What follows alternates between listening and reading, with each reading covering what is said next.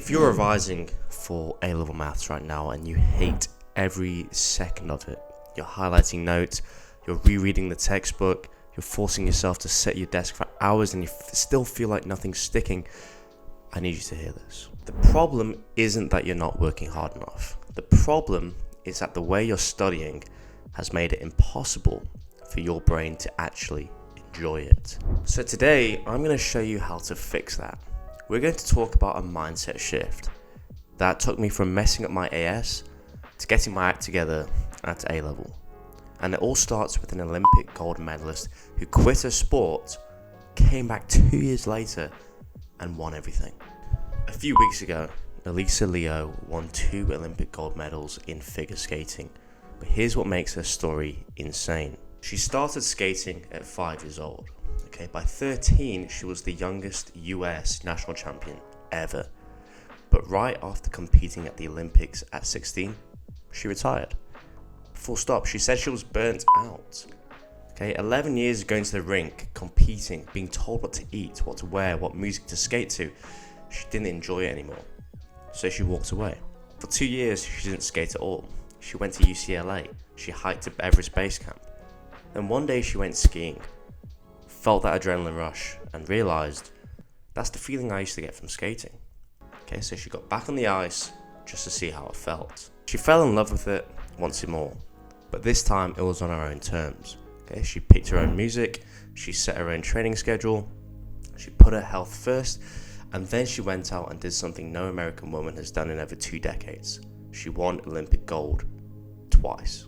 And when interviewers asked her about the pressure, she said that something stuck with her. She said that medals are just materialistic and the real prize is the performance and the journey. All very motivational. So why am I telling you this in a maths video? Because what happened to Alysa before she quit is exactly what's happening to most A-level students right now. You're being told how to study, what to focus on. You're grinding through a revision that feels like a chore. And the only thing keeping you going is the fear of a bad result. So the question is, how do you do that with A-level maths? Because let's be real. You might not be passionate about differentiation the way Alysa is passionate about skating. That's fine and it's completely normal. Not everyone's going to be passionate about A-level maths. Makes total sense. You don't need to be. But you do need to tap into something specific in your brain. And to do that, we need to talk about dopamine. Think about what you're doing when you're not studying. You're scrolling TikTok, you're watching YouTube shorts, you're checking Instagram every 10 minutes. Every single one of those things gives your brain a quick hit of dopamine. No effort required, and so your brain gets trained to expect reward without a challenge. Chances are this is probably why you can't focus. It's why revision feels painful. It's because you've been trained to avoid doing hard things because that easy dopamine hit is right there. Step 1, and I know this isn't what you want to hear, is that you've got to cut out the easy dopamine. When you sit down to study, you've got to put your phone in another room. Not just silent on your desk, but in a completely different room. And you need your brain to be genuinely bored enough, genuinely bored enough so that a challenging maths problem now becomes the most stimulating thing available to it. Because here's what happens when you do that. Your brain starts to look for stimulation, and if the only option is a past paper in front of you, your brain will engage with it. Not because you forced it, but because your brain is just hungry for that stimulation. Now here's where it gets good. Because once you've cut out the easy dopamine and your brain is ready to engage, you need to give it the right type of study. And this is where a lot of students get it completely wrong. If you're sitting there passively reading your notes or highlighting a textbook, your brain has nothing to solve for. There's no challenge, there's no feedback, there's no score. It's like watching someone else play a video game. It's boring. But past papers? Well, past papers are a game. Think about it. You sit down, you attempt a paper, you get a score. Maybe you get 47 out of 75. That stings a bit, so you look at what you did wrong, you learn the method, and you try again. Now you're not studying, you're competing, and you're competing against yourself. Your brain is solving problems, it's getting feedback, and it's tracking progress. That's the exact loop that makes video games addictive. It's challenge, attempt, feedback, improve, repeat. And here's the thing, this isn't just more fun. It's generally the most effective way to study maths, regardless. So past papers, they force you to apply knowledge under time conditions. They expose your weak spots. They build pattern recognition. You're training for the exact thing you'll be doing in the exam hall. So you're not choosing between fun and effective, you're choosing the method that happens to be both. I'll be honest with you, I didn't figure this out straight away. When I was doing my AS, I was very passive and I just do past papers, not really engage with them after that, because I had other subjects I was studying for, and as a result, my final grade in AS showed it. But something shifted once I got to A level.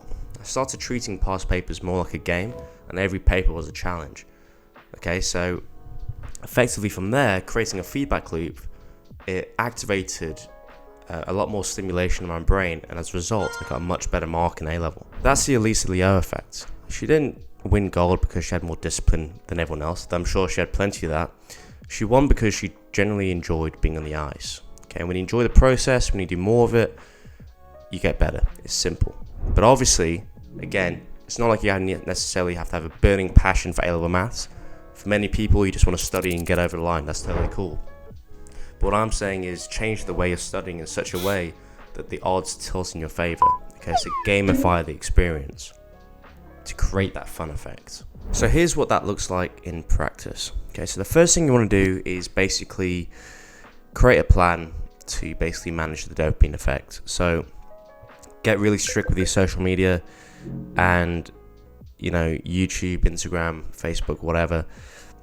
Make sure that your phone is completely out of bounds when you're studying, and just throughout the day, really try to limit your screen time as much as possible.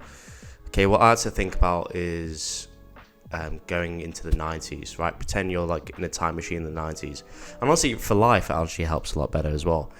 You only use the phone really for texting and calling. And what you'll find is that the phone becomes boring, so therefore your brain craves stimulation. That's a little hack that I used to kind of get my head around this angle and allowed me to focus a lot better. The second thing is just to ditch passive revision as your main study method. Okay, so notes and textbooks obviously fine for learning a new topic for the first time, but once you've seen the content, you want to get to exam style questions.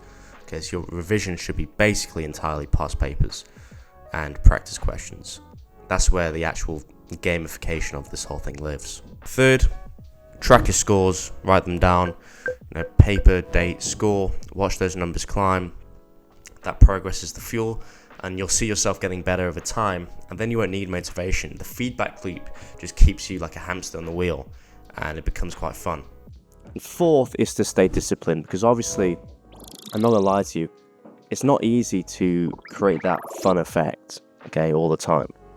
There are going to be days where you just feel tired, you can't be bothered, whatever. So that discipline aspect is very important still, but you also need to make sure that consistency beats intensity, right? So you need to make sure that, at least over the long run, so you need to make sure that your breaks are set up to reflect that principle. Okay, so don't be trying to burn yourself out, working excessive hours. Okay, if you've got a decent time horizon, just being consistent is going to be better than just going really fast in one day and not doing anything the next. Now, obviously, some of those questions can be hard to find online, and finding resources to study with intent can be quite difficult with no structured roadmap for how to achieve an A or an A star. So if you're keen to solve that problem, make sure to check out the link below for a platform that a few students are on. Completely free at the moment for founding members, but it's application only, and that's only available to 5 people. So if you're keen for that and you're keen to really focus with intent, make sure to apply today, completely for free.